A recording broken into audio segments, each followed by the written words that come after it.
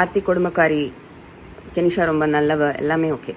But அந்த டிவோர்ஸ்ன்ற matter final ஆற வரைக்கும் அவர் வேற ரிலேஷன்ஷிப்குள்ள ஸ்டெப் இன் ஆகாம இருக்கிறது தானே நியாயம் அப்படின்றீங்க. நீங்க ஏன் நீதிபதியா மாறுறீங்க? இது ஆக்சுவலி கோர்ட் விஷயம் தானே.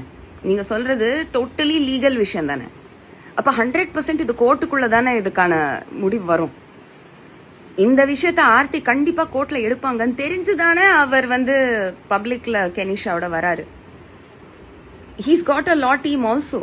அவங்க ஓகேன்னு சொல்லி தான் பண்றாரா இருக்கலாம். நீங்க 100% நீதிபதியா மாறிடுங்க please. Put yourself in that court right now. Okay, so Aarti is saying that Jayam Ravi started cheating on her before the divorce application.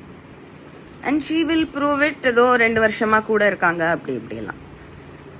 Jayam Ravi அவங்க சார்பில் இல்லை, இது எங்கேயுமே நீங்கள் இதை ஒரு தாம்பத்திய உறவுன்னு ப்ரூவ் பண்ண முடியாது. அவர் ஃப்ரெண்டாக தான் கல்யாணத்துக்கு கூட்டிட்டு வந்தாரு, ஃப்ரெண்ட்லியாக தான் 2 பேரும் பிஹேவ் பண்ணாங்க. ஒரு ஹக்கு கூட நீங்கள் பப்ளிக்காக பார்த்தது கிடையாது. அவங்க ஆர்கியூ பண்ணுவாங்க.